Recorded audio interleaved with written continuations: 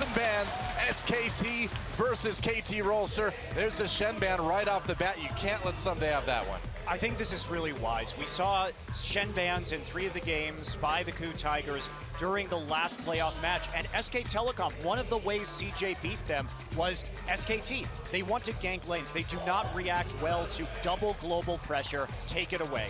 Sure enough, Fizz banned as well after the Vayne ban from KT Rolster. Surprising to see Vayne banned against Bang. It is actually quite synonymous with his recent play. Remember, they've been playing with EasyHoon, putting a bang on a champion that can carry makes a lot of sense. When he's with EasyHoon, when he's with this more passive style mid laner, super aggressive Vayne player, but he actually compensates well when Faker starts to draw the aggro, but he's a bit more defensive. A couple interesting bans there. The Evelyn and the Lulu banned out. Looks like it might be a first pick Azir. What do you think, Monty? Well, they're going to take it away. So. 60% of the games in the last series, Azir was banned against Nagne. Now the victor is still up, but Azir can put on the pressure early, and that's probably smart. We do see Nagne is 9-2 on Azir, so definitely one of his better champions, but this gives up the Rek'Sai. 9-1 this season, and look, I'd argue that Faker's not even the best Azir player on this squad. He's 3-0 for the season, but EasyHoon, an amazing run. Wow! Okay. A Vi and Braum. Really? I mean, if anyone was going to pick a random Vi, I thought it'd be Bengi. They banned the Evelyn out as well. Thought maybe it was going to be a Rek'Sai. So let me reason this out. You see Azir, you're expecting Peel for a hypercarry, the likes of a Cotmore, Vayne banned away obviously, but a champion along those lines like the Ashe that they're flashing. Suddenly, doesn't matter whether you have the Emperor's Divide for Peel. Vi is Assault and Battery, targeted, gonna get right onto the Ashe, and it's still locked in. I guess so. Will it be the Elise though? Can they stop this Vi from coming in with that? And before all this too, Fiora and Gangplank are available. These have been spammed so hard by these guys in solo queue right now. Will we see those picks today? One of the most interesting stories that people may not know going into this, and there's a LeBlanc in 5:15. That is Okay, this is exciting, Monte Cristo. We already said Vi, excellent backline threat. Remember, all the top laners with backline threat are kind of out of the meta. Suddenly, LeBlanc, another champion that led to the rise of champions like Ashe, of backline threats, was the fact that LeBlanc saw so many nerfs. The fact that you couldn't play this assassin that could blow up in a mobile AD carry, and suddenly Ashe, Bang in particular, is looking so exposed on a no-escape champion. We got some Cloud Templar trolling in there with the Amumu. Now what's the pick really going to be for SK Telecom? Zyra would be pretty good if you throw that ultimate down on top of your carry when the LeBlanc, when the Vi come in, maybe, but I don't think we're going to see that. It feels like SKT are playing the power picks and KT are playing the counter picks in this draft. They go for Maokai with no top laners picked up. There could be the Fiora, an excellent lane matchup. Acorn showed it for LGD. SKT have the pre-plan, and KT, it almost feels like echoes of MSI Game 5. very interesting to see the LeBlanc. You know, the Vi has been played in the LPL playoffs. So that is something that we're seeing, and specifically against these low mobility AD carries, it does make sense. We're going to see what they end up taking last. They've held off, of course. KT likes to counterpick that top lane. And we thought Faker's been playing a lot of Fiora and Gangplank in solo queue. Someday's been playing a lot of Fiora and Gangplank in solo queue. Are these going to be major picks tonight? Someday has his choice right now. It's strange that right now the top laner on KT and the mid laner on SKT have essentially the same champion pool. That's a bit odd, isn't it? Yeah, they definitely have a lot of possible crossover. Where do they go with this last pick? Fizz versus Maokai, obviously the famous pick. It's banned out in this particular draft. The Fiora we saw do great things, but I think they need to pick for comp. They're already all in. Vi's going all in. LeBlanc is going to try and distort all over the face of Ashe. So another champion with backline threat is exactly what you want to see with this last pick. Yeah, that Gnar can scoop everybody up and make things very easy for KT to take out a vulnerable Ashe. And that's what it's going to be, the Gnar. Locked in. Gonna have to wait for that Fiora Gangplank, I guess. Taking that favorable matchup, I'm very curious after all the LeBlanc nerfs that came through, whether this is going to be a solid pick. It's worth noting that when LeBlanc was pre-nerf, we did see Nagne play it quite a lot. In fact, he had some very good performances on that particular champion. And in terms of interactions with Azir too, it's worth noting that her distortion, when she moves in, it is a dash, so it can be blocked by the Azir wall. But when she goes back to her starting point, it's a blink, so you can get back over the Azir wall if Faker casts it after the initial dash. Makes sense. Well, already some pretty crazy picks in game number one. I did not expect to see that Vi Braum is interesting as well, too. In the top lane, Marin on the Maokai versus Someday on the Gnar. Someday taking that favorable matchup, like we just said. Very standard matchup. Gnar has that edge, just being able to freely auto-attack the melee champion. You got the melee. But very high sustain coming through from Maokai. I want to talk about the jungle, though. Vi versus Elise. We talked in the pregame, you could see in the interviews, unleashing Peekaboo on the map, getting this guy roaming. One of the best ways to do that is a lane swap. And the other thing a lane swap does is it takes pressure off the Vi to make plays in the very early game. You want to hide Vi in the jungle, just like the Sejuani. Okay, she can duel better, but if you can hide her to level 6, so incentivized to get the lane swap is KT Rolster. Mid lane, Faker on Azir, Nagne on LeBlanc. LeBlanc, of course, not quite as strong as she used to be. Faker's Azir, we'll see how that's going. And bang on Ashe. Corki will be played by Arrow. This Ashe going to be a high priority today. We know about that. Wolf on his famous Alistar, and Peekaboo on Braum. We'll see if he can roam and make some plays. But it is time, guys. Game number 1 of the Grand Finals. The Telecom War begins again right now. SKT versus KT. Let's get in the game.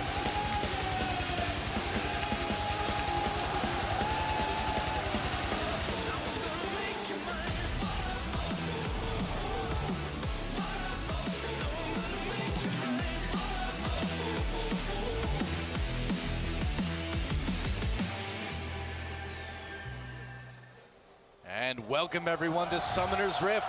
This is it, SK Telecom T1 versus KT Rolster. Back again after 2 years. The last time we saw these teams meet in the Grand Finals, it was one of the most epic 5-game sets we've ever seen in League of Legends, and I've got a feeling this match will not disappoint.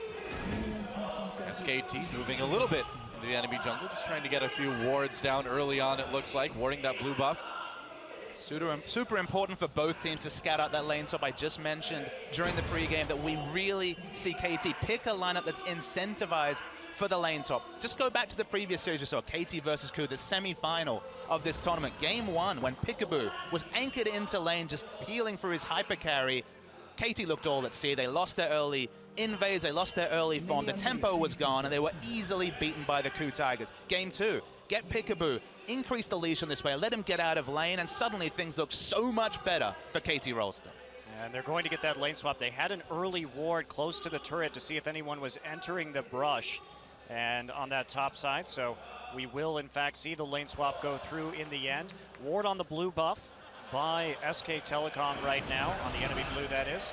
So when this goes through, we have to talk about the Braum, because they first picked Braum and SKT opted to take the Ashe into it, so a lot of burden on Peekaboo to block those arrows in this game. Just think about the draft. How many times did KT have the answer? They picked the Vi proactively, and still Ashe was opted into it. Maokai is still blind picked. Okay, a big win ratio on this champion, but so susceptible to counter picks. Gone with Gnar for more of the team fight. Certainly not a hard lane counter matchup, but SKT was super confident. They came in pre-planned, and KT, it seems at least in the draft, they had all the answers. Now, talking about Vi versus Elise here, is Vi the type of jungler rather right now that can actually get into the enemy jungle and duel with Elise early on? You can't find a lot of champions that can do that.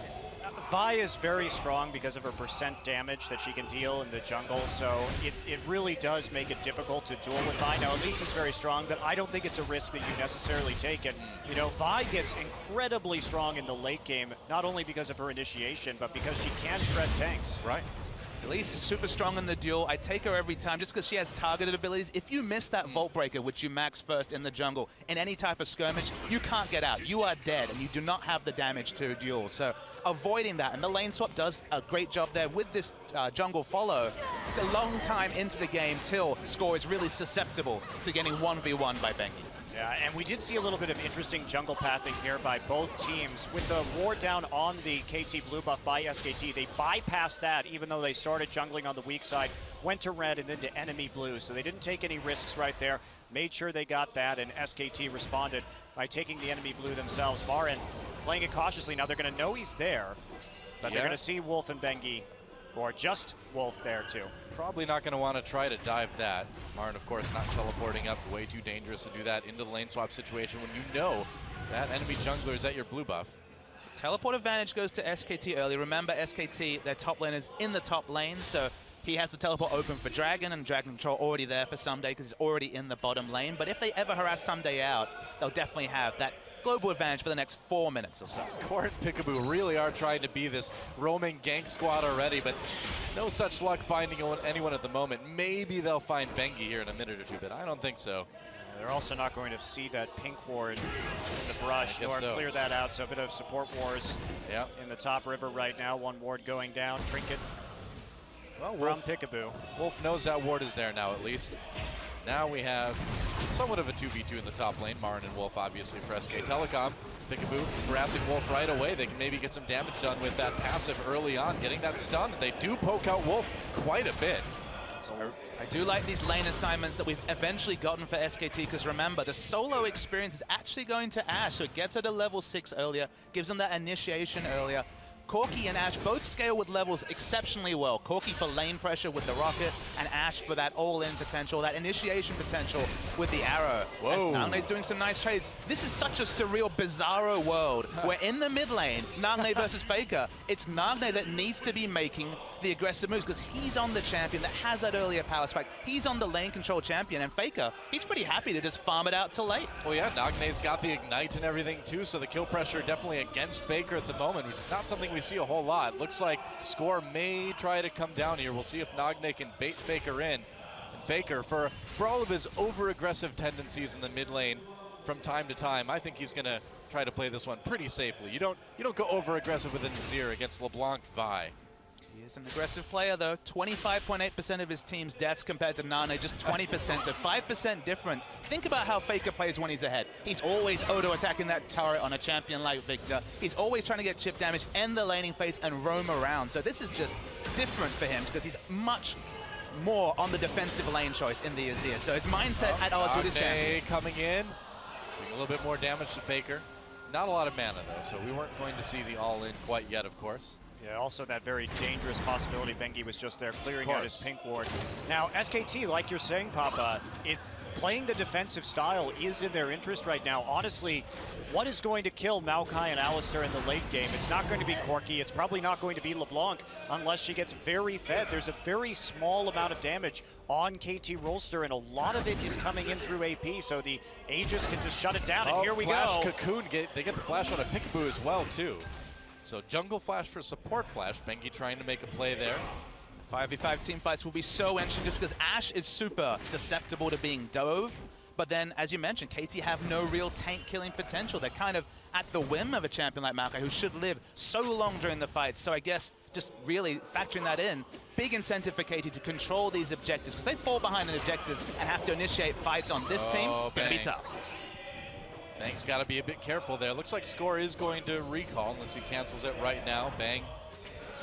Safe enough, just pushing up the lane with that volley. Not going to get dove. Marin forced the flash, though. Here comes Arrow. Peekaboo throwing up the shield. He's going in. Marin in a lot of trouble. Twist advance. Back onto Peekaboo. Peekaboo gets low. Oh, he gets out, though. And first blood goes to KT Arrow. Oh, that is huge. We talked about those first blood stats. They are very in favor of both of these teams to a degree that we don't frequently see, but especially KT, they don't get that first blood. They only win a third of their games. Will that come true here? It's a very surprising stat. You do wonder how many of those games came from the pre-Peekaboo era, but let's see what happens here in the mid lane. It's effectively a different team in the second half of the round robin. One best of 3 loss, of course, to their opponents today. SKT, that was so close. Level 3. It looked like he had a lot of health, but of course the base health is so low. The heal was on point and just lived through it all, did Peekaboo. Very, very close call, but we do see Peekaboo, of course, helping to make plays like he always does.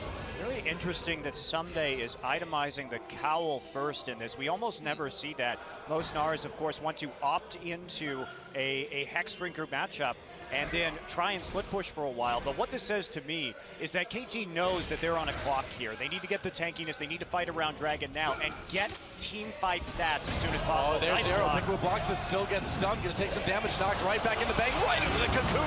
Teleport's coming down for KT, but they can't save Peekaboo. Repel, will it allow Bengi to live? Maybe. No, taking so much damage. Arrow with his second kill of the game already at about 9 minutes. A kill on each side. But KT coming in with a bit of an edge here on Dragon. And you'll take that every time. Score level 6 now. They're waiting to see if they can get some sort of play off. But no, SKT not going to take that. No Dragon attempt from KT, still a little bit risky. And Arrow, he's definitely ahead of the curve. Maybe he can pick up an Infinity Edge and do some damage to tanks. He's 2-0 and now has red buff as well. And suddenly, bang, even over-leveled, even with the situation that he's been in this game, he has to play from behind. It did show a bit of the danger that Ashe presents, of course. I mean, even throwing up that shield, Peekaboo got stunned, he got killed. KT really needs to be careful. If that arrow would hit, well, arrow later in the game, it would not be very good for the AD carry. One thing about Someday was the Gnar bar was absolutely perfect. Comes in the Mega Gnar form, has plenty of time to do work, so that was a great TP call from KT. I was a little bit nervous when I saw the TP coming in, but as soon as I saw him in Mega Gnar, all that just melted away. Score is going for the Warrior enchant this game, definitely going for the offensive build path, trying to pick up some of the damage slack from the likes of Arrow, at least in the mid game. Seeing nice little duel up top, but Score, the one thing you can say is can't really itemize that early Sightstone in this matchup as much as Faker. Oh, Nagne, a lot of damage onto Faker there. Got to be careful. Meanwhile, in the bot lane, Peekaboo and Arrow getting pretty aggressive. Bang's got his ultimate back up. The Score was right there, though, so trying to bait in the all-in. Awkward. Misfire by Someday on that ultimate needs to on the run. top side. He's got to get out. He hops away, should be able to make it out. He will. Meanwhile, more dueling. Such an aggressive laning phase here. They're going to go in.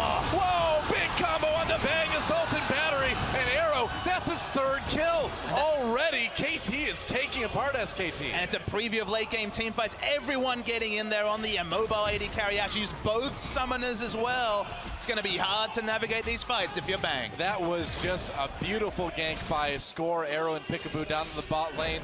CC was pretty perfect. Bang legitimately had no chance. Well, that's what happens against Vi a lot of the time. And Yep. But they opted into it, Monty. They saw the Vi, a first round Vi, and they still lock in the Ashe. We knew Ashe would be a premium pick in this series, but at some point you have to make up for the fact that KT have obviously accounted for an Ashe pick. Did it seem a bit too much like SKT approached this draft from, this is our draft and we're sticking to it? Yes. yeah, absolutely. I think they did. I think they wanted to shut down the Azir, which has been Nagne's most dangerous pick, and they wanted to take away the Ashe because that's what Arrow played in the blind pick, and he and Peekaboo with that Ashe Leona lane just went to town against Ku. Here's a simple fact. SKT blind picked their top laner, blind picked their mid laner, and blind picked their AD carry in this draft. Pretty bold. Pretty bold. And SKT is certainly starting to pay for it. Looks like things are heating up around Dragon for the moment anyway. And Ashe, the emergency build is real. Berserker Greaves, pickaxe, and an Avarice Blade. Say goodbye to damage anytime in the next 15 minutes. Well, I mean, at this point, Bang is he's an ult bot, right? He's got to hit with the arrow, get the stun, and try to get SKT kills that way. Maybe Faker can start carrying out this Azir. Well, who's going to follow it up, though, with more damage is the question. That's Faker the tricky part. has the Nashers, but meanwhile, Nagne decided to not quite complete his Morello Nomicon and just head straight into a needlessly large rod. Looks like he had a large chunk of change when he backed and just went for the flat damage. The Runeglaive is picked up by Elise, so Elise going to be a damage shot. Now, of course, that is at the price of tankiness, specifically when the next health items are complete, but bit of decent mid-game damage from Ben. Yeah. Score's ultimate just barely not up, and you got to wonder if he would have maybe gone for that. Faker a little bit out of position there before getting back to lane. KT seems to have the angle onto Dragon for the moment, but backing up, and SKT still has some decent wards around the Dragon Pit as well, so still no Dragon. It's getting to be a late one. Well, SKT delaying this Dragon is very important for them. They still are in this game just because we will see KT's composition fall off, and they're just going to take a mid lane right now. Man, that turret died very, very quickly, and that gives SKT the turret lead. And like you said, man, I mean, KT needs to make something happen now, and killing Faker might be it. But no, Nagne backing up. Still has not popped that Ignite all game. And this is the new Azir, of course, the new age Azir with the Nashor's Tooth. It was already a matchup where Azir could just plop down the W, has the auto attack and attack speed to take down your turret, but the LeBlanc Azir matchups change even more now that your turret, unless you're rotating multiple members to relieve pressure, will die instantly if the likes of Elise or Alistar enter a lane against a LeBlanc. Yeah, more action up in the top lane as the tanks fight for a moment and then run away from each other. That's the top lane, ladies and gentlemen. Looks like this Azir turret's going to get taken out pretty soon. And SKT down in gold slightly, but they're delaying. They're surviving, and that's what they need to do. Now, they were surviving from the draft phase when they gave basically 3 counter picks over to KT. It's all on Faker once again to create the pressure of multiple men, because look at the difference between his AD carries. Nothing completed from Bang compared to Trinity Force and a lifesteal pickup from Arrow. He's so far ahead of Ash. Certainly is a bit worrisome. And SK Telecom. Yeah, well, KT, they need to keep putting on the pressure right here. The fact that they lost their main turret means that they lost a lot of dragon control, but they have to start fighting now. This is when they're strong. Fight now. Group, try and take a dragon, force them into an engagement, because someday, sure, he can farm up in this top side, but he is not opting into a split push build here, so he's going to be most useful with the rest of his team, especially since his magic resist build is super efficient right now because of how far behind Bang is. I really am wondering, like, what is stopping KT from going for this dragon? Maybe they finally are here. I mean, the one thing that strums through is the item build. When you go Warrior Enchant, when you get the latest sight zone, we haven't seen the division. Dragon being taken. SKT comes in. Can they just take it this way? Who's going to get it? Who's going to get it? SKT takes the first dragon. KT just giving it over. Marin teleports down. Someday is Aaron Meganar. No angle for the ultimate, though. Trying to come in. There's a 3-man ult. Big stun, but where's the follow-up? Ember's Divide used immediately. Nagne coming to the side. Destroys Bang. And SKT got the dragon, but they're on the run now. Kill on each side. Faker gets one. Nice flash knockup from Wolf. Arrow's gonna get taken out. The double kill for Nagne. Meanwhile, onto Faker, and they're trading fairly evenly. And looks like that's gonna be all it is, unless they can track down Nagne, trying to find him in this red buff pit. I got to be really careful about this. He has a lot of damage already to this point of the game. Can he evade Wolf for long enough? Execute. Will he get it? One more hit. He's running, man. He thinks he can just get away. Operation Get Nagne is in action. Here comes Bengi. It's the great Nagne chase 2015. Bengi trying to head him off the pass here, but Nagne ducking back towards that try, gonna come over the wall. Will he? No, goes back to the turret. I think execution is the only answer. Wow, Nagne just not giving up. Ash is coming. Will the arrow come in? There's the volley. They get him. He took some damage to the turret and Bang finally gets the kill. Nagne, you could have just died to the turret, man. You gave Bang a kill. He thought he could get out of that one, obviously, but with the mobility boots on the Alistar, let's take a look at that team fight again. Now, it looks good for KT because someday it was in a perfect place, but they lock him up immediately. The Arrow with full health, full mana, and nobody really on top of him, just couldn't put out the damage this fight. It was really unorganized. LeBlanc on one side of the fight, Arrow just completely getting occupied by the likes of Elise, Alistar, and Maokai, who made the difference between AD carries a complete non-factor. Wow, and man, Faker nearly took out Nagne there, and yeah, Faker really did work on that Azir in that fight too. Helped poke down Arrow, got himself a kill as well. So all in all, things very even. SK Telecom with even a small lead after that. You really have to like that for SKT. The fact that they were able to take a dragon in that situation early against KT that had hit those early power spikes is absolutely crucial. Yeah. How does this KT comp work? It's about getting picks. It's got the Vi ultimate targeted engage. Obviously, excellent follow-up as the Arrow. Arrow on to Someday. Someday trying to get away. Here comes Wolf. Can they get the 2v1? Elise coming down as well. Someday in big trouble. He's out of there. Another kill for Bang. And SKT, they're not just surviving anymore. They're starting to thrive. And if you are KT, you can't allow that. Marin desperately trying to save his turret. I think you might have to let this one go, buddy. Well, keeps it for now.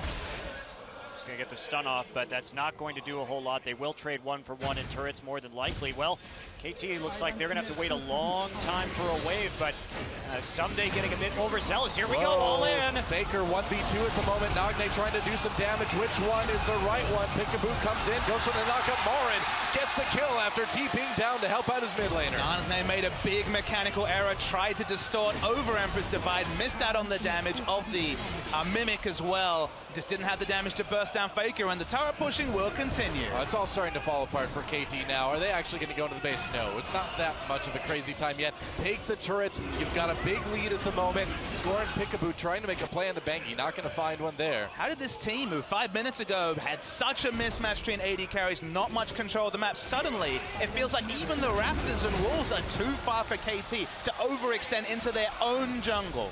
Just a huge vision advantage for SKT2. And You know, this is classic SKT. What are they doing right now? They're splitting up. They're so good at controlling minion waves to put simultaneous pressure on the map. They trade objectives really well. They hung in there in spite of a punishing difference from the KT arrows early, and I think that KT played too scared. They didn't want to push their advantage hard enough when they had it. You really got to go back to that moment where KT had a good chance to at least start a dragon fight. They didn't do it. Let's watch this play here on the Nagne. First the distortions cancel. Wait for the mimic as well, cancelled by the Emperor's Divide. That's so much damage completely taken away from Nagne and just assassinated by, of all people, Maokai. Well, Maokai also had TP advantage there, so they tried to make a play. Instant reaction from Marin. Marin said he'd lock up the Maokai whenever it's available. We talked about his win rate in the pregame, and it's looking pretty good. Yeah, 22 games in a row. He has won with that Maokai, and that's a pretty long win rate, man. That is over a season that he has not lost with this champion yet. Well, and he's 24-1 all time on this champion. It is really his signature pickup alongside that Rumble. What does it say about a draft if SKT are willing to blind pick all their lanes and still come out the comfortable victors? It feels like KT drafted a comp that dealt very well with SKTs. They executed well for a few minutes, but they just didn't seem to have the proficiency with this type of pick comp to actually get it through after the baby steps of the game. Well, this is kind of like some of the old issues for KT kind of rearing their ugly head again, right? They've always had a good draft, even when they couldn't win a game to save their life, but right now, good draft, can't seem to execute. Now Someday builds the Hex Drinker. So this is them really switching gears right now. They've decided they can't really do anything in those team fights anymore. They want to try and play against Marin, but that is going to be a hard split push to manage. And items show you the mindset of a team. The reason he built Spectre's Cow first, they already had that big advantage on Corki. Group up, take the dragons. You've got the extra health and magic resist to deal with someone like Faker in a team fight, with someone like Elise. And now suddenly, they realize that objective's kind of a forlorn hope, and they're going for this split push build after Maokai is already so strong. All right, about 6 seconds until Dragon comes up again. SKT with a ton of vision. Hope. Is there any way? Yeah, it doesn't look like there's a way KT can stop it, but they kind of have to fight this at this point, don't they? Whoa. Maybe they were going to go for it. Well, Marin going in on the score. Their score could be in a little bit of trouble. Marin taking a lot of damage. Wolf looking for an angle. Bang just throwing in that volley. Bengi there as well, too. Knock up on the Someday. Still pretty tanky, but he's not going to be Mega for a little while yet. Nagne with some damage on the Faker over the side of the wall there. And they force Nagne away. So SKT with the 5v4 advantage, and they can just turn right onto this Dragon. Pretty telling story when Faker's just opened up himself to a LeBlanc and wins a damage trade against that snowball assassin. You look at KT's lineup, you think, okay, Vi can initiate, LeBlanc can get picks, but that's only really if you have the likes of a vision advantage, because in the long lane, you owe a backline carrier's Vi with just a warrior enchant and a Spectre's Cow. You're just going to die instantly. You're not tanky enough for that. And without the vision control, a lot of KT's comp kind of falls apart.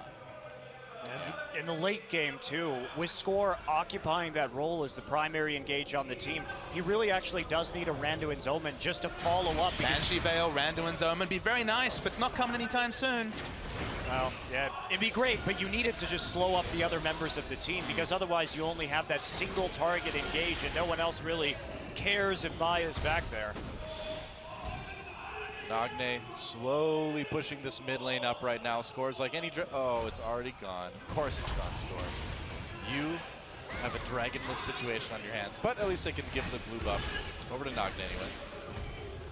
So Arrow, of course, was snowballed early. He's gone for the Bloodthirster, which is his trademark build, but it's kind of a no damage build, guys. It's not in the late game, especially. These two items together are really about poke around a turret, but they're not really going to be poking. They don't have any initiation to pair with that poke, especially under a turret. Vi is not ulting someone under a turret against the like of the Ashe, Elise, Maokai. So don't really know what this build's going to accomplish, and Bang out of nowhere, pretty healthy in his item build, especially given where he was, what, 12 minutes ago? Yeah, well, I mean, you give an Ashe 2 kills and 3 assists and some turret gold. That certainly seems to help a little bit, doesn't it? He is still down about 25 CS at the moment, about 30 CS. But when you get those kills, you turn things right around.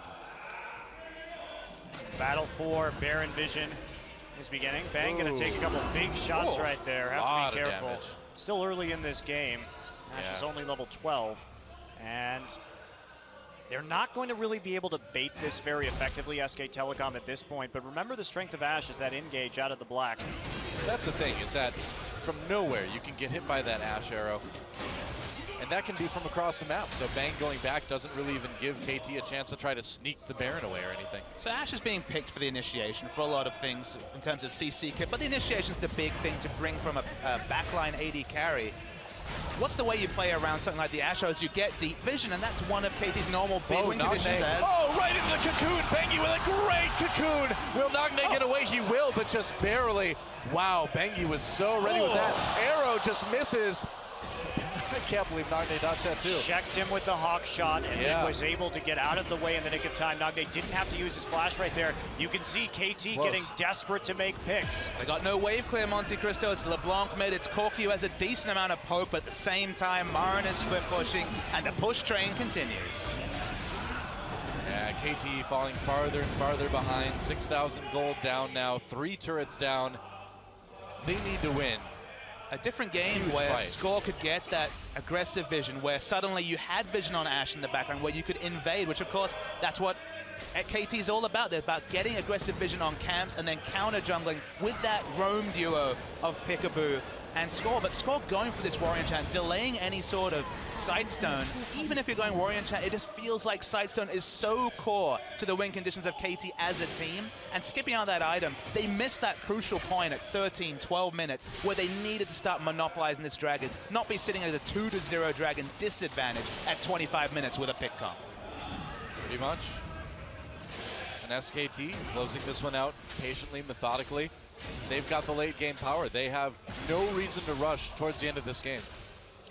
Well, one thing about KT is that they are tenacious. They really do have a never say die attitude, and we've seen them come back in the most unlikely situations this season.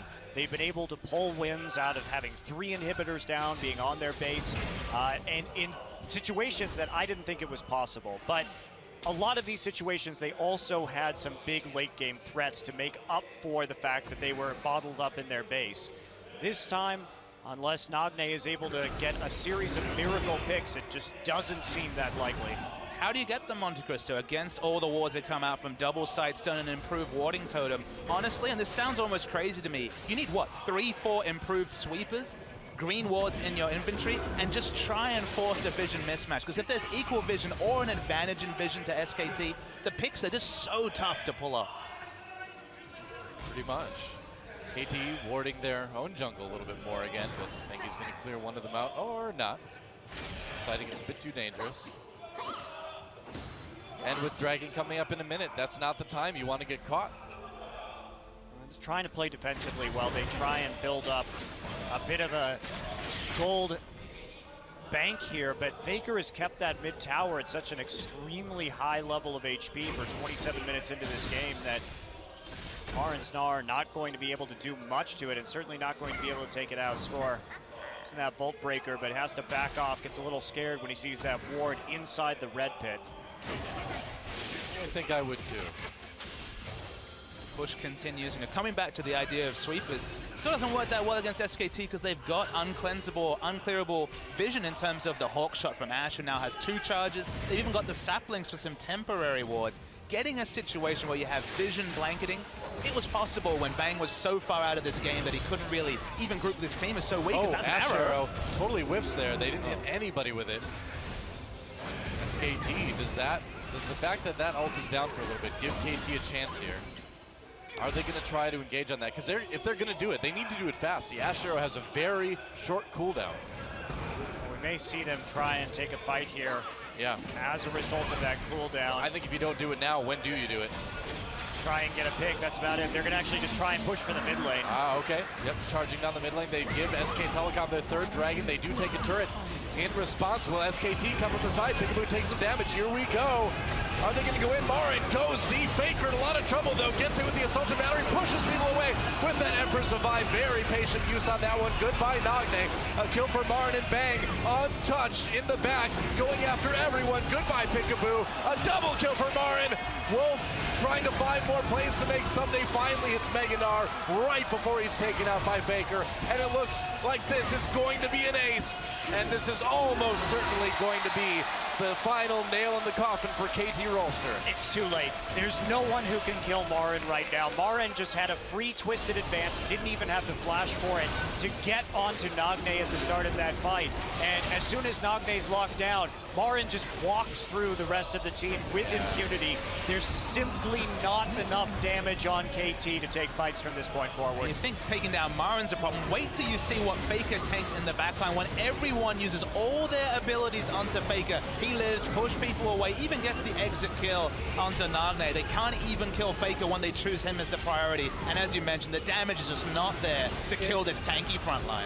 You know, it almost seemed like Faker went around there to draw in the assault and battery because he knew he could push everybody right into SK Telecom's clutches right after it ended. And if you have to choose one, you're going to definitely choose the Azir to be the one to actually take all that CC because he has that defensive utility. Yeah. If Bang is avoiding the likes of the Vi, the likes of the LeBlanc, job done for Faker, job done for SKT. Yeah, aside from the early ganks, Bang has been untouched. It shows. Well, this is also one of those things that happens against SK Telecom. We saw it at that first Dragon fight. We've seen it throughout this game. They are looking for angles on Faker, and this is, we do see a little bit of scrapping here. How tanky is he? Very, very tanky, but is he 4v1 tanky? I don't know about that. Mengi trying to save his top laner. Bang trying as well. They're going to keep him alive. Bang goes deep. Never mind. Knockup on the score there. Not going to make it out. And Marin, how tanky is he? Well, he is 4v1 tanky right now. That's how tanky he is. Faker, in the meantime, takes out the Krugs. He's going for the top lane turret as well. Well, these fights, Marin's going to kill him. Yeah, I think he will. There's the ultimate. Sapling. Oh, we got him. Oh, nice play by Nagne. Wow, actually, dangerous game right there, helping out. Certainly did, but it won't help save that inhibitor, I think. Oh, wait, Marin did kill him somehow. Sapling, perhaps? We'll Sapling from the grave? I think so. We'll have to go back and see the replay. Either way, SK Telecom takes out their first inhibitor. They're going for their second. Sapling from the grave. It wasn't even the right skin for that, Marin. Faker is completely unafraid of this entire team now. I think Marin has aggressive positioning. Faker's opting into plenty of aggression from KT. We talk about Peekaboo being unleashed, but now Faker's unleashed, man. Oh, there we go. There we go. Versus Vi. Push the score in. Vi, are you coming for Azir? Is that what you're supposed to do? Well, guess what? Azir is coming for you. Wow, that was so perfectly done. Just the knock-up from the wall straight into the pulverize, and SK Telecom just plowing forward in this game. There's the TP from Marin. It's over. Marin TP's in to help secure this victory as the Nexus goes down, and despite a strong start from KT in the early minutes of that game, SKT will take the early lead. GG. The question we asked in the draft is, can SKT get away with a greedy draft, blind picking 3 of their lanes? The answer is an emphatic yes. Well, the answer, I think, is an emphatic once. Because that game really could have gone the other way based on those early kills. If KT opted into those specific builds, though, and they didn't play it out properly. If you want to get those kills onto Corki and then build the Gnar tank, you have to group early. You have to play aggressively around that dragon, and they just failed to do that until it was a little bit too late. But a lot of credit. I was saying before we got into the end of that game that look at how much aggression Faker absorbs every single fight. LeBlanc and Vi are trying to get onto him, almost ignoring the Ashe. And I don't think you do that. I think you just have to go for the Ashe, who is less defensive. Faker built the Rylai's to have some more HP and defensive statistics, and they could never actually kill the Azir. So people tunnel on Faker because he is so good, and you know what a threat he is. But that game, I think you just keep on trying to pick off the weakened Ashe. I agree. So SK Telecom with that early lead, and KT coming up with some creative stuff. We'll see what they have for game number 2. We're a long ways from over, guys. Don't go anywhere. We'll be back.